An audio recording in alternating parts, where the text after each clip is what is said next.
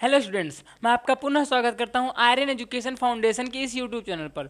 जैसा कि हम लोग जानते हैं, आपका जो अर्धवार्षिक तक का जो पूरा सिलेबस है, मैंने साइंस का जो कक्षा 8 का है मैंने ख़त्म कर दिया है। अब हम क्या करेंगे, कुछ बच्चे होते हैं जो बुक भी पढ़ना चाहते हैं, तो हम ये क्या शुरू करने जा रहे हैं, हम बुक का भी आपको बुक भी पढ़ाएंगे। तो ये क्या शुरू होने जा रहा है, बुक एनालाइज क्लास, यानी कि हम बुक को समझेंगे, बुक कैसे पढ़ी जाती है, बुक का नोट्स कैसे बनाया जाता है। तो आइए शुरू करते हैं।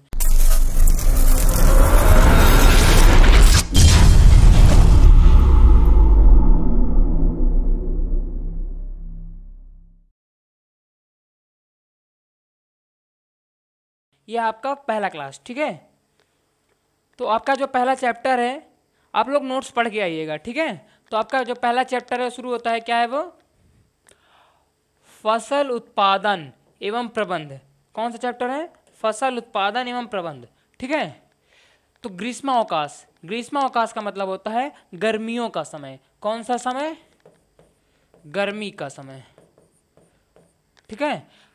पहली एवं बूझो अपने चाचा, यानी पहली क्या है, एक लड़की है, और बूझो एक लड़का है, ठीक है। अपने चाचा के घर गए, उनके चाचा क्या हैं, एक फार्मर हैं, क्या हैं, किसान हैं, ठीक है। एक दिन उन्होंने खेत में कुछ औजार देखे। किसने देखे, पहली और बूझो एक दिन खेत में जाते हैं। पहली और बूझो अपने चाचा के घर जाते हैं। उनके चाचा एक किसान थे, तो उन्होंने, जो पहली और बूझो जो बच्चे थे, उन्होंने कुछ हथियार, जो कृषि में होने वाले उपयोग किए जाने वाले यंत्र हैं, उन्हें देखते हैं, जैसे कि खुरपी, दरेती, बेलचा, हल इत्यादि, ठीक है। तो कोई पहली या बूझो में से कोई पूछता है कि मैं जानना चाहता हूँ, लड़का है तो कौन पूछेगी, बूझो, कि हम इन औजारों का उपयोग कहाँ और कैसे करते हैं। आपकी तरह कुछ क्यूरियस बच्चे होते हैं जो अपने बाबा या दादा के घर जाते हैं, तो कहते हैं कि आप क्या करते हैं, इनका उपयोग क्या होता है। तो बूझो भी ऐसी क्यूरियस बच्ची है, वो पूछती है कि चाचा आप इन अस्त्रों का प्रयोग कहाँ करते हैं। अब आगे क्या दिया है कि आप पढ़ चुके हैं, पढ़ चुके हैं कि मतलब आप कक्षा 7 में कोई चैप्टर से रिलेटेड रहा होगा, आप उसमें पढ़ चुके होंगे कि सभी सजीवों को भोजन की आवश्यकता होती है। सभी सजीवों को भोजन की आवश्यकता होती है। इसका मतलब कि जैसे कि मैं सजीव हूँ, मैं बिना खाए पिए रह ही नहीं सकता, मैं मर जाऊँगा। कोई भी चीज़ जो सजीव है, जिसमें जीवन होता है, वो बिना खाए पिए नहीं रह सकता है, ठीक है। तो उन्हें भोजन की आवश्यकता होती है। पौधे अपना भोजन स्वयं बनाते हैं, इसीलिए इन्हें क्या कहते हैं, स्वपोषी। क्या कहते हैं, स्वपोषी। स्व का मतलब स्वयं, पोषी का मतलब पोषण करने वाले, ठीक है। आपको याद है, क्या आपको पता है, ये जो बुक है एनसीईआरटी वो पूछ रहा है कि हरे पौधे अपना भोजन किस प्रकार संश्लेषित करते हैं। कि जो हरे पौधे होते हैं, यानी कि जो हरे पौधे आप दिखते हैं, वो अपना भोजन किस प्रकार संश्लेषित करते हैं। तो इसका क्या होता है, प्रकाश संश्लेषण नाम की एक विधि होती है, उसी से करते हैं। किससे, प्रकाश संश्लेषण। देखो, जो पॉइंट मैं जैसे लिख रहा हूँ, आप लोग ऐसा लिख लिया करो, ठीक है। आप लोग पेंसिल या हाइलाइटर लेके साथ में बैठा करो, ऐसे ही बुक पढ़ा जाता है, ठीक है। जिससे आपको ये पॉइंट जो मैंने टिक किए हैं, ये आप भी टिक करेंगे पेंसिल से, लेकिन जो मैंने ये पॉइंट लिखे हैं, इसको आप पेन से या किसी अच्छे से लिखना, जिससे आप लोग को आगे दिक्कत ना हो, ठीक है। तो मनुष्य सहित सभी जंतु भोजन बनाने में असमर्थ हैं। कैसे, हम लोग तो भोजन बना लेते हैं, हम मम्मी तो बनाती हैं दाल चावल रोटी सब्जी, बस सर सुबह सुबह अभी खा के आए हैं। अरे भाई, पहले मम्मी से पूछो, मम्मी ये चावल कहाँ से आया, ये जो दाल का जो दाना है वो कहाँ से आया, तो पता चलेगा जो पेड़ होते हैं उनसे आया। पेड़ जो हैं वो भोजन, वो मिट्टी से कुछ खनिज पदार्थ, वातावरण से कार्बन डाइऑक्साइड, उनका प्रयोग करके बनाते हैं, ठीक है। तो हम भोजन नहीं बनाते हैं, हम समझ लो जो भोजन बना रहता है, केवल उसको उबाल कर अपने खाने के लायक बनाते हैं, ठीक है। तो जंतुओं के भोजन का स्रोत क्या है, जंतु भी तो पेड़ पौधे का ही भोजन खाते हैं, नहीं कोई जंतु भी अपना भोजन नहीं बनाते, भोजन केवल हरे पौधे बनाते हैं, ठीक है। परंतु हम भोजन ग्रहण ही क्यों करते हैं, क्यों करते हैं भाई, ताकि हमारा जीवन यापन हो सके, यानी कि जीवन चल सके, जीवन चल सके। मान लो अगर हमने भोजन नहीं खाया तो हम जिंदा ही नहीं रहेंगे, मर जाएंगे, तो हमारा जीवन कैसे चलेगा, ठीक है। आप जानते हैं कि सजीव भोजन से ऊर्जा प्राप्त ऊर्जा, ठीक है, का उपयोग जैविक प्रक्रमों जैसे पाचन, श्वसन एवं उत्सर्जन के संपादन में करते हैं। हम अपना देखो, एनसीईआरटी ने इसका उत्तर क्या दिया है कि सजीव भोजन से प्राप्त ऊर्जा, यानी जब हम भोजन करते हैं तो हमारे शरीर को ऊर्जा मिलती है, हमारे शरीर को बल मिलता है, ठीक है। तो वो क्या करते हैं, वो पाचन श्वसन, यानी कि हम जब भोजन करते हैं तो भोजन हमारे शरीर में पचता है, हम सांस लेते हैं, ऑक्सीजन लेते हैं और बाद में मल परित्याग, ठीक है, करते हैं। यानी जो वेस्ट मटेरियल हमारे अंदर होता है, जैसे कि मूत्र और मल, दो चीज़ें हमारे अंदर वेस्ट मटेरियल, और पसीना, नाक, ये सब क्या है, वेस्ट मटेरियल हैं। तो इनका निष्कासन ही क्या कहलाता है, उत्सर्जन, ठीक है। हम अपना भोजन पौधों अथवा जंतुओं या दोनों से ही प्राप्त करते हैं, बिल्कुल प्राप्त करते हैं। पौधों से हम ये दाल चावल ये सब प्राप्त करते हैं, गेहूँ ये सब, और जंतुओं से क्या प्राप्त करते हैं, जंतुओं से हम लोग क्या प्राप्त करते हैं, मांस, मछली, ये भी तो भोजन ही है, और ये किससे प्राप्त होता है, जंतुओं से, ठीक है। इसमें हम क्या लिख लेंगे, फसल, किसमें,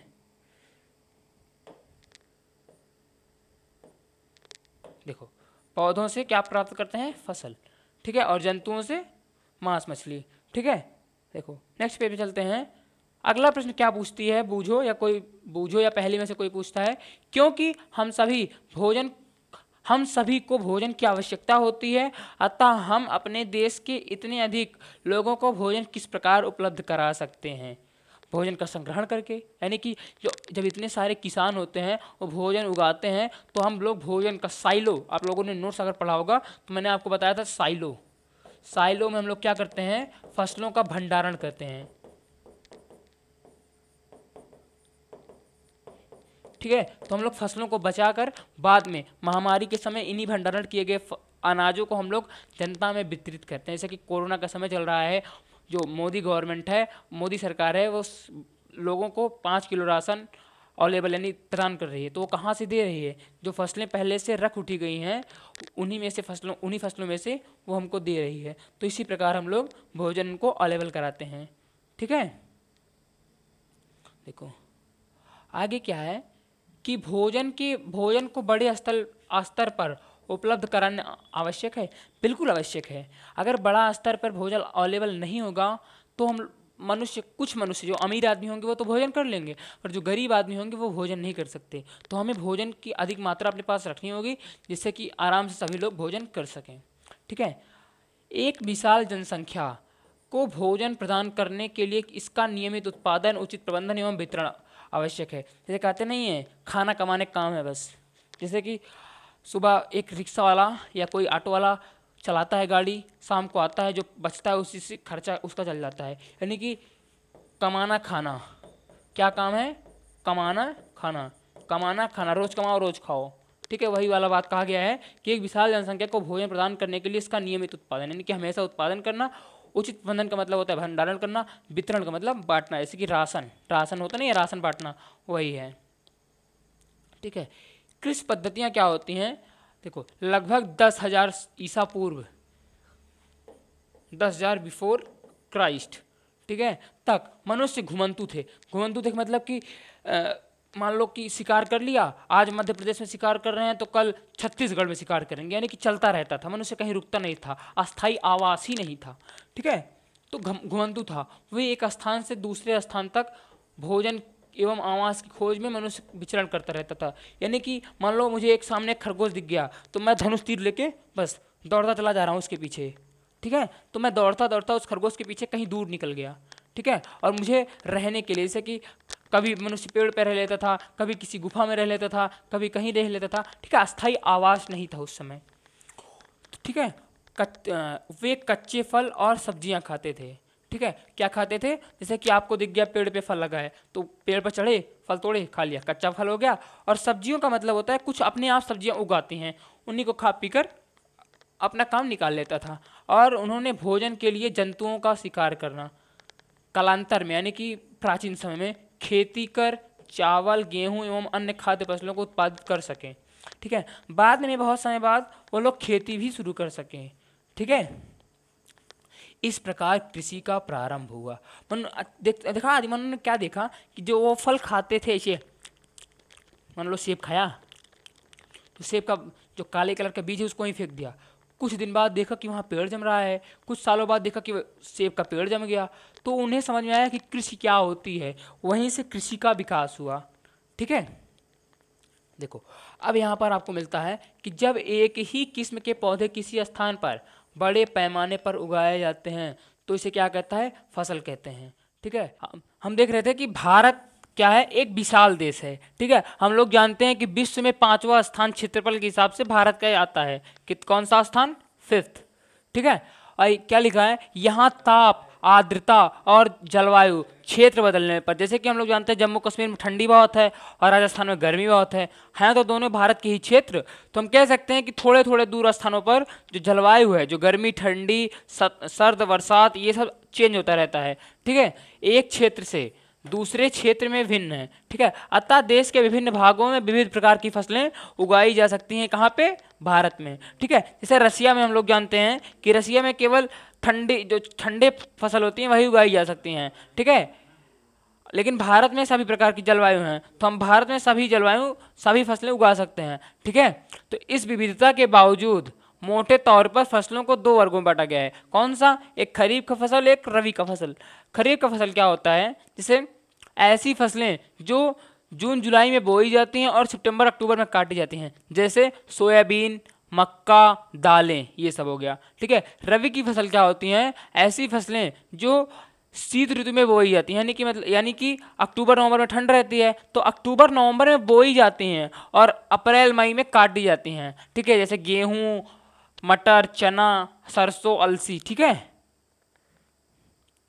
इसके अलावा हम लोग जानते हैं कुछ और फसलें होती हैं, जैसे कि सामने बैठ के आप तरबूज खा रहे होंगे, तो वो तो न रबी की फसल है न खरीफ की फसल है, तो उसका एक नाम दे दिया गया, क्या, जायद की फसलें। ये विशेषता इसी मौसम में, यानी कि न ज़्यादा गर्मी है न ज़्यादा ठंडी, इन मौसमों में ये फसलें जैसे कि तरबूज, खरबूज, ककड़ी और खीरा, ये सब फसलें जो होती हैं वो कौन सी फसलें होती हैं, जायद की फसलें। अब जो बूझो और पहली जो बच्चियां थी वो फिर से एक प्रश्न पूछती हैं अपने चाचा से कि धान को क्या शीत ऋतु में क्यों नहीं उगाया जा सकता है। यानी हमने पढ़ा कि धान कौन सी फसल है, धान जो खरीफ की फसल है। ठीक है, तो हम धान को शीत ऋतु में क्यों नहीं उगा सकते हैं। ठीक है, तो इसमें क्या लिखा है कि धान को बहुत ज़्यादा पानी की आवश्यकता होती है। ठीक है, इसलिए हम उन्हें शीत ऋतु में नहीं उगा सकते हैं। ठीक है, केवल उन्हें वर्षा ऋतु में ही उगा सकते हैं। देखो, फसल उगाने के लिए अब किसान क्या करता है उसी के बारे में चर्चा की गई है कि फसल उगाने के लिए किसान को अनेक क्रियाकलाप यानी कि एक्टिविटी करनी पड़ती है। क्रियाकलाप का मतलब एक्टिविटी, जैसे कि गुड़ाई, बुआई, कटाई, छटाई, ये सब। ठीक है, तो आप देखेंगे कि आपका मतलब आप जो बुक पढ़ रहा है आप, ठीक है, आप देखेंगे कि यह क्रियाकलाप उस प्रकार के हैं जिनका उपयोग माली अथवा आप सजावटी पौधों को उगाने के लिए करते हैं। ये क्रियाकलाप अथवा कार्य क्या कहलाती हैं, कृषि पद्धतियाँ। ठीक है, क्या कहलाती हैं, कृषि पद्धतियाँ, एग्रीकल्चरल सिस्टम। ठीक है,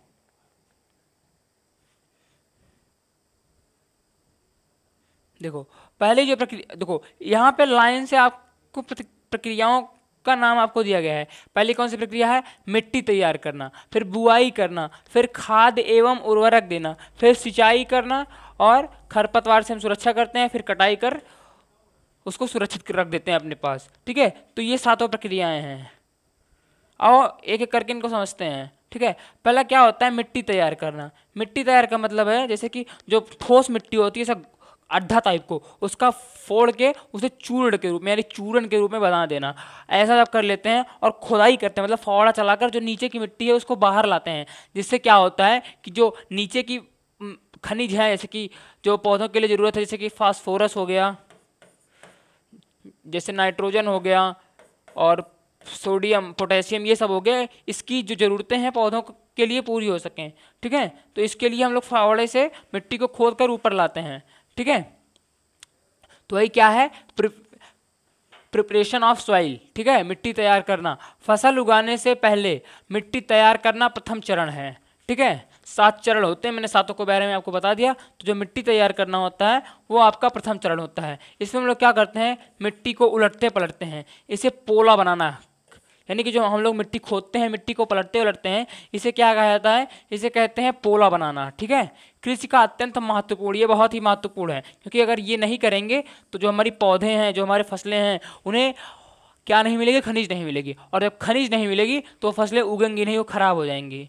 ठीक है, तो पोली मिट्टी में गहराई में धंसी जड़ें भी सरलता से शोषण कर सकती हैं। क्यों? क्योंकि जो मिट्टी है वो तो चूरन के रूप में हो गई है, और चूरन में हम लोग देखते हैं अगर मैं अंगुली डालूं तो चूरन में अंगुली आसानी से चली जाती है, लेकिन अगर मैं कुछ ही अद्धे पर अंगुली डालूं तो हमारी अंगुली दर्द करने लगती है, यानी कि हमारी अंगुली टूटने का डर रहता है। तो वही है, तो जब हम लोग मिट्टी तैयार कर लेते हैं तो आसानी से जो जड़ें हैं ऐसे चूहों की तरह ऐसे खोद कर उसमें अंदर घुस जाते हैं। ठीक है, तो जड़ें भी सरलता से और अंदर जब घुस जाएंगी तो आसानी से वो ऑक्सीजन जो खनिज पदार्थ हैं वो मिट्टी से ले लेंगी, तो अपना श्वसन आसानी से कर लेंगी। जो पोली मिट्टी है किस प्रकार पौधों की जड़ों को सरलता से श्वसन करने में सहायक है, ये प्रश्न कौन पूछता है? ये प्रश्न पूछती है बूझो। किससे? अपने चाचा से। ठीक है, तो चाचा उनके जवाब देते हैं कि पोली मिट्टी में रहने वाले केचुओं और सूक्ष्म जीवों की वृद्धि करने में सहायता करती है। जैसे जो केचुए हैं वो क्या करते हैं, मिट्टी में रहने वाले केचुओं और सूक्ष्म जीवों की वृद्धि करने में सहायता करते हैं, यानी जो हमारे केचुए और सूक्ष्म जीव होते हैं वो श्वसन यानी कि ऑक्सीजन उत्पन्न करते हैं, जिससे पौधों के पास ऑक्सीजन आसानी से पहुंच जाता है। ठीक है, इसीलिए केचुए और सूक्ष्म जीव को, कौन सा जीव, एक तो केचुआ और एक सूक्ष्म जीव, इन्हें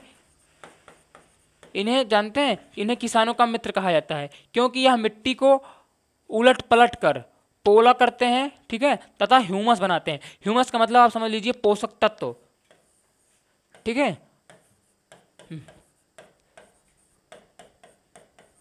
पोषक तत्व। ठीक है, परंतु मिट्टी को पलटना और पोला करना क्या आवश्यक है, क्यों आवश्यक है, यह प्रश्न भी पूछा जा रहा है। कौन पूछता है? बूझो और पहली में से कोई पूछता है कि क्या मिट्टी को पोला करना आवश्यक है। हाँ, अब इसका जवाब दे रहे हैं कि आपका मतलब आप जो बुक पढ़ रहे हैं, ठीक है, पिछली कक्षा में यानी 6 या 7 में पढ़ चुके हैं कि मिट्टी में कौन कौन सी चीजें पाई जाती हैं। मिट्टी में खनिज पाया जाता है, जल पाई जाती है, वायु तथा कुछ सजीव होते हैं। ठीक है, इसके अतिरिक्त मृत पौधे एवं जंतु भी मिट्टी में पाए जाते हैं, पाए जाने वाले जीवों द्वारा अपघटित होते हैं। ठीक है, इस प्रक्रम में मृत जीवों में पाए जाने वाले पोषक मिट्टी में निर्युक्त होते हैं। यह पोषक पौधों द्वारा अवशोषित किए जाते हैं। जैसे मान लीजिए कि कोई जीव है वो मर गया, मान लो उसके शरीर में बहुत ज़्यादा नाइट्रोजन है। जैसे सूक्ष्म जीव का जो मैंने चैप्टर पढ़ाया था उसमें मैंने आपको बताया था नाइट्रोजन चक्र। अगर आप नाइट्रोजन चक्र समझ गए हैं तो ये आपको समझ में आ जाएगा। उसमें क्या होता था, कुछ जीव हैं जिसमें नाइट्रोजन पाया जाता है, जब वो मरते हैं तो उनसे नाइट्रोजन जमीन में चला जाता है। तो नाइट्रोजन भी तो एक पोषक तत्व है। तो वही कहा गया है जो मरने के बाद भी मिट्टी को पोषक तत्व प्रदान करते हैं, ऐसे जीव मृतोपजीवी जीव कहलाते हैं, और ये मिट्टी को पोषक बनाने में सहायक होते हैं। ठीक है, देखो हम लोग जानते हैं कि क्योंकि ऊपरी परत के कुछ सेंटीमीटर की मिट्टी ही पौधे की वृद्धि में सहायक है। यानी कि जैसे मान लो ये ढेर सारी मिट्टी है, मान लो लगभग कितना है, 5 सेंटीमीटर, तो लगभग 2 से 4 सेंटीमीटर तक ही 2 से 4 सेंटीमीटर तक मिट्टी जो है खनिज के लायक होती है। ठीक है, और इसे उलटने पलटने यानी कि जो 4 सेंटीमीटर मिट्टी है उसको बाहर लाना ही पोला कहलाता है। पोला करने से पोषक पदार्थ जो नीचे के यहाँ मान लीजिए यहाँ N2 है और कुछ खनिज है, लोहा है, ये सब ऊपर लेता है। ठीक है, लेके आते हैं, तो यही जो पोषक पदार्थों का उपयोग कर सकते हैं। अतः मिट्टी को उलटना पलटना एवं पोला करना फसल उगाने के लिए अत्यंत आवश्यक है, मस्ट है, बहुत जरूरी है। जैसे भोजन करना हमारे लिए जरूरी है ना, वैसे पौधों के लिए भी ये मिट्टी को तैयार करना, जिससे कि उन्हें भी भोजन आसानी से प्राप्त हो, बहुत जरूरी है। ठीक है, देखो अब आगे क्या लिखा गया है कि मिट्टी को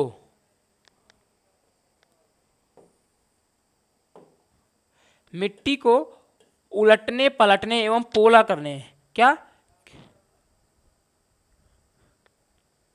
मिट्टी को उलटने पुलटने एवं पोला करने की प्रक्रिया क्या कहलाती है, जुताई। मिट्टी जो हमारी है, जैसे कि हम लोग खोदते हैं, हम हार्वेस्टर का भी प्रयोग करते हैं, जैसे ऐसा ऐसा खोदता है। जैसे जो मैंने इसके पिछले वीडियो, जो इसके पहले मैंने चैप्टर का वीडियो डाला है, अगर आप लोग वो वीडियो देखेंगे उसमें एक क्लिप चल रही है, अगर आप क्लिप देखेंगे तो आपको समझ में आ जाएगा कि जुताई क्या होती है। ठीक है, तो क्या कहलाता है, वो जुताई कहलाती है। ठीक है, इसे हल चलाकर करते हैं। हल लकड़ी अथवा लोहे के बने होते हैं।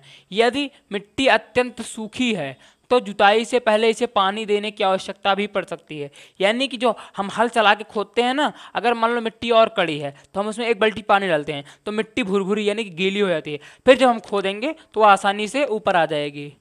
ठीक है, आगे क्या कहा है,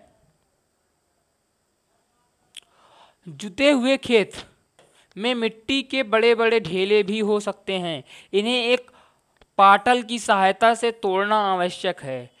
जैसे हम मान लो मैंने खोद लिया, फिर भी थोड़े मोड़े जो बड़े बड़े कड़े हैं वो बच गए, तो इन्हें एक पाटल की सहायता से तोड़ना आवश्यक है। जैसे हम लोग पत्थर से तोड़ते हैं ना, तो इनके लिए एक यंत्र उपयोग होता है, किसान उपयोग करते हैं, उसका नाम क्या है, पाटल। ठीक है, सहायता से तोड़ना आवश्यक है। बुआई एवं सिंचाई के लिए, किसके लिए, बुआई एवं सिंचाई के लिए खेत को समतल करना आवश्यक है। खेत को मतलब कि समतल करने का मतलब है खेत को एक लेवल पे करना। नहीं तो मैंने कहीं इतनी मिट्टी कर दी है, इतना बड़ा पहाड़ बना दिया, कहीं गड्ढा रख दिया है, तो ऐसे फसल नहीं होती हैं। तो पहले मिट्टी को एक बराबर करेंगे। ठीक है,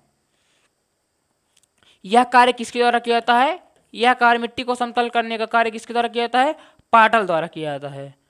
ठीक है, कभी कभी जुताई से पहले खाद दी जाती है। इससे जुताई के समय खाद मिट्टी में भली भांति मिल जाती है। बुआई से पहले खेत में पानी दिया जाता है। यानी कि जब हम लोग बुआई करते हैं फसल, उससे पहले हम लोग पानी देते हैं, खाद देते हैं, जिससे कि बाद में जो फसलें मैंने बोई उसे आसानी से पानी, ऑक्सीजन और खाद्य पदार्थ मिल सकें। ठीक है, देखो अगला क्या आता है, एग्रीकल्चरल वेपन मतलब कृषि औजार। ठीक है, इंस्ट्रूमेंट। अच्छी उपज के लिए बुआई से पहले मिट्टी को भुरभुरा करना, मैंने बताया चूरन की तरह। भुरभुरा का मतलब क्या है, चूरन की तरह, जैसे आप लोग जो खटमिट्टा चूरन खाते हैं ना, उसी की तरह। ठीक है, की तरह करना आवश्यक होता है। यह कार्य अनेक औजारों से किया जाता है, जैसे हल, कुदाली एवं कल्टीवेटर। ठीक है, इस कार्य में उपयोग किए जाने वाले प्रमुख औजार हैं। देखो मैं आपको दिखाता हूँ जो यंत्र हैं। देखो ये क्या है, ये हल सैफ्ट। देखो मैं जूम कर देता हूँ, देखो ये है हल सैफ्ट। ठीक है, ये है, ये इसी से खोदा जाता है, मतलब कि यहाँ आदमी अपना हाथ ऐसा पकड़ता है और इसी से खोदता है। तो ये जो मिट्टी है, मान लो यहाँ ढेर सारी मिट्टी रहती है, तो ये मिट्टी ऐसे लेके बाहर आ जाती है। जैसे इसका एग्जाम्पल भी यहाँ दिया गया है। ये हल सैफ्ट है। ये किसान जो है बैल को जब मारेगा, मतलब मान लो बैल अपने आप चल रही हैं, तो ये ऐसे जा रही हैं, तो जो यहाँ की मिट्टी है वो ऐसे ऊपर आ रही है घूम फिर के। ठीक है, तो ये जो नीचे की खनिज है वो ऊपर आ जा रहे हैं, जिससे कि जो पौधे हैं उन्हें आसानी से खनिज पदार्थ प्राप्त हों। ठीक है, देखो अब यहाँ उसी के बारे में बताया गया है कि हल क्या होता है। देखो हल प्राचीन काल से हल का उपयोग जुताई, खाद, उर्वरक मिलाने, खरपतवार निकालने एवं मिट्टी खुरचने के लिए किया जाता है। ठीक है, यह औजार लकड़ी का बना होता है, जिसे बैलों की जोड़ी अथवा अन्य पशुओं, घोड़े, ऊंट की सहायता से खींचा जाता है। जैसे मैंने बताया, देखो इन्हें बैलों की सहायता से, देखो इन्हें बैलों की सहायता से, मान लो या घोड़े की सहायता से या ऊंट की सहायता से, ठीक है, उपयोग करके खोदा जाता है। ठीक है, देखो इसमें लोहे की मजबूत तिकोनी पत्ती का प्रयोग होता है, जिसे फाल कहते हैं। देखो मैं अभी दिखाऊंगा आपको, पहले मैं आपको पढ़ा देता हूँ। हल का मुख्य भाग लंबी लकड़ी का बना होता है, जिसे क्या कहते हैं, हल सैफ्ट। ठीक है, देखो जो मैं पॉइंट ऐसा बना दे रहा हूँ, आप भी ऐसे पेंसिल से बना लीजिए। ये पॉइंट से क्वेश्चन बन सकता है कि हल सैफ्ट क्या होता है। ठीक है, तथा दूसरा सिरा क्या होता है, जोत के डंडे से जुड़ा होता है, जिसे बैलों की गर्दन के ऊपर रखा जाता है। एक जोड़ी बैल एवं एक आदमी से सरलता से चला सकता है। देखो अब मैं आपको चित्र दिखाता हूँ। देखो ये आपके सामने जो हल जोत का पूरा इमेज है। ठीक है, देखो देखो इसमें एक आदमी आसानी से 2 बैलों के साथ हल, ये जो क्या है, ये हल सैफ्ट आसानी से चला दे रहा है। ठीक है, इसका जो ये वाला पार्ट है ये क्या है, देखो ये तिकुनिया है। कैसे है, देखो ये तिकुनिया है। ठीक है, क्या है, तिकुनिया, आप लोग देख सकते हैं तिकुनिया है। ठीक है, तो इसे क्या कहते हैं, इसे कहते हैं फाल। ठीक है, ये हो गया क्या, हल सैफ्ट, इसका ये मुख्य भाग हो गया क्या, लकड़ी का। ठीक है, तो इसकी सहायता से हम लोग इसका उपयोग करते हैं। ठीक है, आगे क्या हम लोग जानेंगे, कुदाली क्या होती है। देखो यह एक सरल औजार है। कैसा औजार है, सरल औजार है। यह एक सरल औजार है जिसका उपयोग खरपतवार निकालने एवं मिट्टी का पोला करने, मिट्टी का पोला करने का मतलब बताया कि हम लोग मिट्टी को खोद कर जो नीचे की उर्वराधार मिट्टी है, जो खनिज से परिपूर्ण मिट्टी है, उसे ऊपर लाते हैं। ठीक है, इसमें लकड़ी अथवा लोहे की छड़ होती है, इसके एक सिरे पर लोहे की चौड़ी और मुड़ी हुई प्लेट लगी होती है। ठीक है, मैं उसका भी इमेज आपको दिखाता हूं। ठीक है, ये रहा आपका कुदाली। ठीक है, देखो ये हो गया इसका जोत, मुड़ी प्लेटें लोहे वाली। ठीक है, और पकड़ हैंडल जोत। ठीक है, देखो लगी होती हैं, जो ब्लेड की तरह काम करती है। जो पार्ट है, ये जो लोहे का पार्ट है, ये ब्लेड की तरह काम करती है। यहाँ से पकड़ के हम लोग खोदते हैं तो मिट्टी इसी के माध्यम से बाहर आ जाती है। ठीक है, इसका दूसरा सिरा पशुओं द्वारा खींचा जाता है। कल्टीवेटर क्या होता है, देखो मैंने आपको कुदाली बता दी, हल सैफ्ट बता दिया। अब कौन सा नंबर है, अब है नंबर कल्टीवेटर का।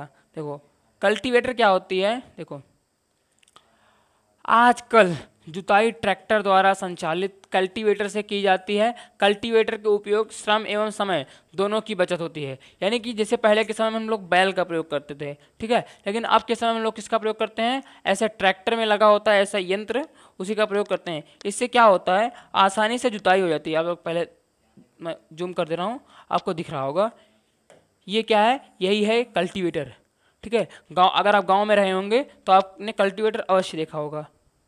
ठीक है, देखो बुआई क्या होती है, फसल उत्पादन का सबसे महत्वपूर्ण चरण, यानी बीजों को लगाना। जैसे मैंने मिट्टी तैयार कर ली है, अब मैं बीजों को फेंकूंगा। ठीक है, तो वही है कि बुआई यही होती है।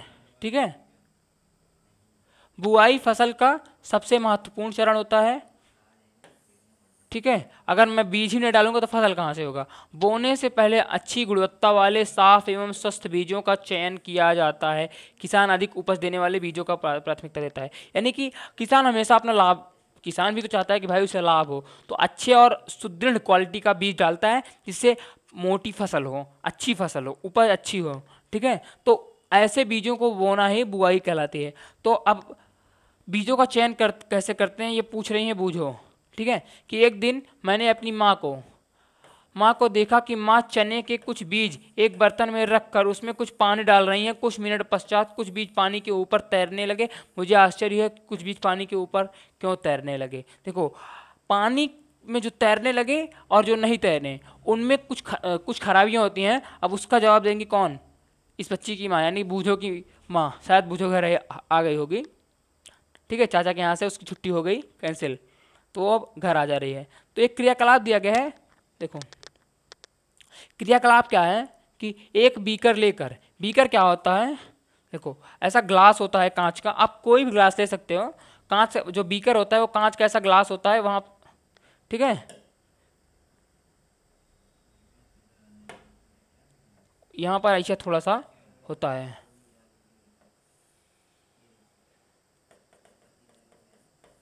ऐसा होता है बीकर। ठीक है, और यहाँ पर ऐसा लिखा होता है, किसी किसी बीकर में 10, 20, 30 ऐसा लिखा होता है, यही होता है बीकर। ठीक है, क्या कहा है, इसे पानी से आधा भरिए, इसमें एक मुट्ठी गेहूं के दाने डालकर भली भांति हिलाइए, कुछ समय प्रतीक्षा कीजिए। क्या कुछ बीज जल के ऊपर तैरने लगते हैं? जो बीज पानी में बैठ जाते हैं वे हल्के हैं या भारी हैं?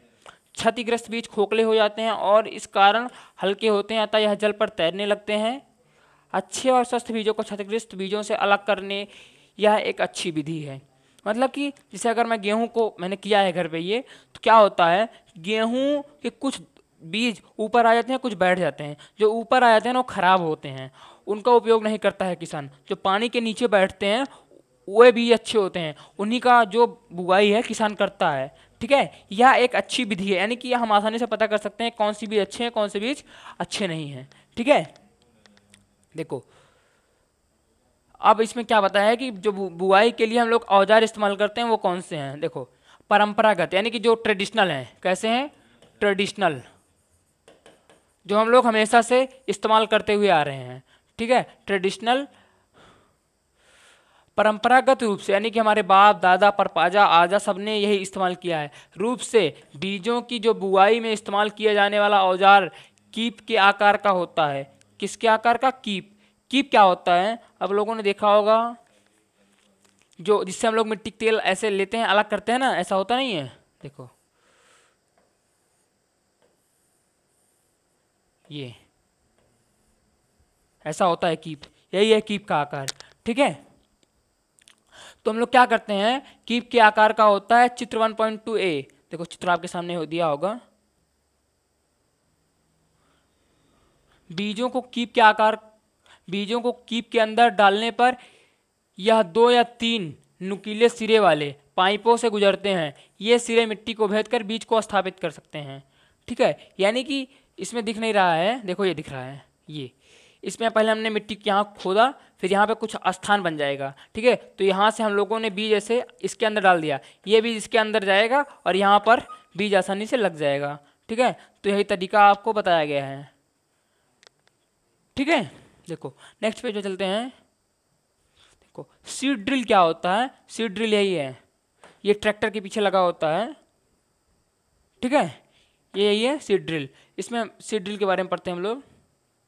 आजकल बुआई के लिए ट्रैक्टर द्वारा संचालित सीड ड्रिल, यानी कि हम जानते हैं कि बिना ट्रैक्टर के चल ही नहीं सकता। अब हाथ से तो इसे खींचेंगे नहीं, इतनी ताकत में तो भाई हम लोग है नहीं, इतनी ताकत तो हम लोग के पास है नहीं। ठीक है, तो सीड ड्रिल चित्र 1.2b में दिया गया, मैंने आपको दिखाया। ठीक है, का उपयोग होता है, इसके द्वारा बीजों में समान दूरी एवं गहराई बनी रहती है, यानी कि इसकी लंबाई चौड़ाई समान, इसकी लंबाई चौड़ाई समान, और ये दूरी मान लो ये डी है या यक्स है, कुछ भी मान लो, और इसकी ये सेकंड वाली की दूरी है, ये भी डी ही होगी और लंबाई चौड़ाई समान होगी। ठीक है, तो समान दूरी एवं गहराई बनी होती है। यह सुनिश्चित करता है, यानी कि यह जो सीड ड्रिल है ये निश्चित करता है कि बुआई के बाद बीजें मिट्टी द्वारा ढक जाएं, यानी कि जैसे मैंने बीज बो दिया तो हम इसका प्रयोग कर देंगे तो ये ऐसा मिट्टी ढक देता है। ठीक है, इससे बीजों को पक्षियों द्वारा खाए जाने से रोका जा सकता है। जब मिट्टी से ढक जाएंगी तो पक्षियों की नज़र में ही नहीं आएंगी, तो पक्षी उसे देख नहीं सकते तो खाएंगे कहाँ से। तो सीड ड्रिल द्वारा बुआई करने की से समय एवं श्रम दोनों की ही बचत होती है। अगर हम ऐसा हाथ से खोदेंगे तो कितना खोदेंगे, और ये 2 मिनट में पूरा खेत खोद देगी। ठीक है, तो इससे श्रम की भी बचत होगी और समय की भी बचत होगी। ठीक है, अब भालू बाबा क्वेश्चन पूछ रहे हैं, भालू दादा कौन, भालू दादा।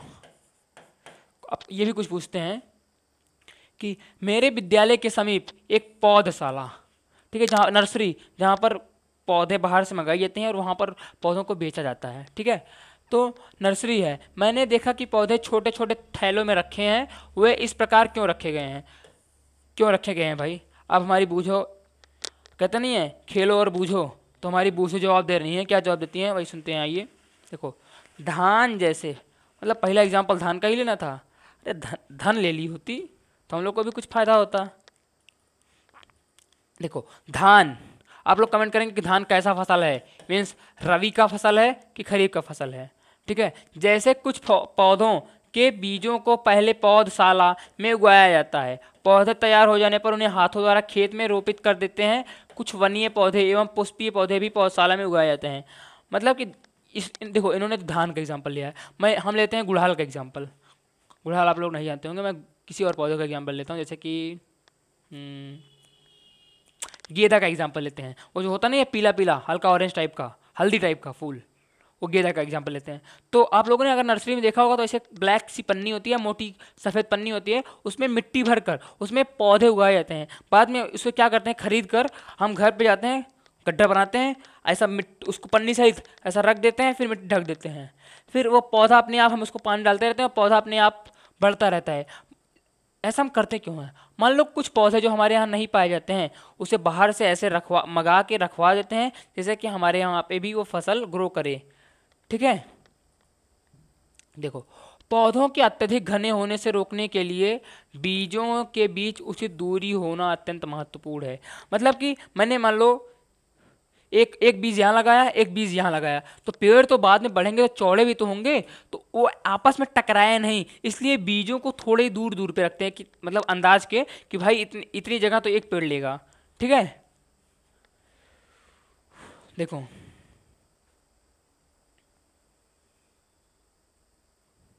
देखो अब अगली जो देखो पौधों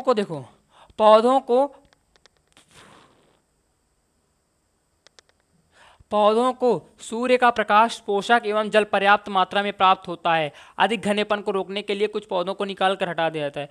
देखो भाई, कम मिले पर मतलब कि कहते नहीं है कि कम खाओ चलेगा पर ईमानदारी का खाओ, वही मतलब है कि जो भी पौधे हों वो अच्छे हों, बहुत ज़्यादा लालच ना करें, अच्छा खाएं।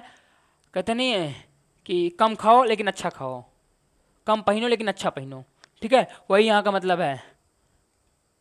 देखो, ये बात सब पे लागू नहीं होती कि कम खाओ अच्छा खाओ, ठीक है, लेकिन यहाँ अच्छा खाने का मतलब है कि जो आपको पोषण दे। ये नहीं कि बर्गर नहीं मिल रहा है, पिज्ज़ा नहीं मिल रहा है, वो तो आपके शरीर को नुकसान करेगा, वो अच्छा वाला मतलब नहीं है आपका है। ठीक है, तो अगला जो प्रक्रिया है वो क्या है? खाद एवं उर्वरक को मिलाना। क्या? खाद एवं उर्वरक को मिलाना। ठीक है, वे पदार्थ जिन्हें मिट्टी में पोषक स्तर बनाए रखने के लिए मिलाया जाता है, यानी कि तो जैसे मान लो मैंने 2023 में फसल उगाई, तो जो सारी खनिज है वो तो 2023 की फसलों ने ले लिया, तो 2024 को की फसलों को भी तो वो चाहिए खनिजोनिज, भोजन वोजन, तो उसका प्रबंध कौन करता है? वो करते हैं खाद एवं उर्वरक। हम लोग इन्हीं का प्रयोग करते हैं ताकि 2024 वाली फसलों को भी भोजन मिले। ठीक है, अब भालू दादा फिर से क्वेश्चन पूछते हैं कि मैंने एक खेत में उगने वाली स्वस्थ फसल पौधों को देखा। ठीक है, अभी नर्सरी में थे, अब चले गए खेत में। ठीक है, जबकि पास के खेत में पौधे कमजोर थे, कुछ पौधे अन्य पौधों की तुलना में ज़्यादा अच्छी तरह से क्यों उगते हैं? ये सब आपका क्वेश्चन है। हम जानते हैं कि आपके अंदर भी जिज्ञासा उठती होगी, तो उसी का जवाब भालू दादा अपनी तरफ से भालू दादा आपके क्वेश्चन पूछ रहे हैं, और जो बूझो और पहली थी बच्चियां वो जवाब दे रही हैं। ठीक है, तो मिट्टी फसल को खनिज पदार्थ प्रदान करते थे। मैं पहले आपको जवाब देता हूँ कि जवाब क्या है। कि जैसे मान लो दूसरे वाली खेत में जो कमज़ोर है, वो जो फसलें कमज़ोर हैं वहाँ पर खनिज पदार्थ कम मिले होंगे, वहाँ पे जो बीज थे वो अच्छे लेवल के नहीं होंगे। लेकिन जो मजबूत फसलें थी, उनकी जो फसल में जो पानी की मात्रा है, खनिज की मात्रा है, सूर्य का प्रकाश है, वो सब पर्याप्त मात्रा में मिली होगी, इसलिए उसकी फसल अच्छी होगी। ठीक है, उसी के बारे में यहाँ बताया गया है कि देखो, मिट्टी फसल को खनिज पदार्थ प्रदान करती है, यह पोषक पौधों की वृद्धि के लिए आवश्यक है। कुछ क्षेत्रों में किसान खेत में एक के बाद दूसरी फसल उगाता रहता है, खेत कभी भी खाली नहीं छोड़ जाते। कल्पना कीजिए कि पोषकों का क्या होता है, मतलब कि हम लोग उसको समय ही नहीं दे रहे हैं, बस कहते नहीं है कि लिमिट्स ज़्यादा। ठीक है, लिमिट्स ज़्यादा हो रहा है, तो जब लिमिट्स ज़्यादा होगा तो भाई दिक्कत तो होगा ना, तो वही हो रहा है यहाँ पे। तो जब लगातार हम फसलों को उगाते हैं तो जो मिट्टी में कुछ पोषकों की कमी हो जाती है, इस स्थिति को पूरा करने हेतु ही किसान खाद का प्रयोग करता है, उर्वरक का प्रयोग करता है। यह प्रक्रिया क्या कहलाती है? खाद देना कहलाता है। ठीक है, देखो अब इतना ही पढ़ते हैं आज का। ठीक है, अब नेक्स्ट वीडियो में हम यहाँ से आगे के बारे में चर्चा करेंगे। ठीक है, हम उसमें अब क्या पढ़ेंगे? भंडारण क्या होता है, कटाई, ठीक है, इसके बारे में पढ़ेंगे।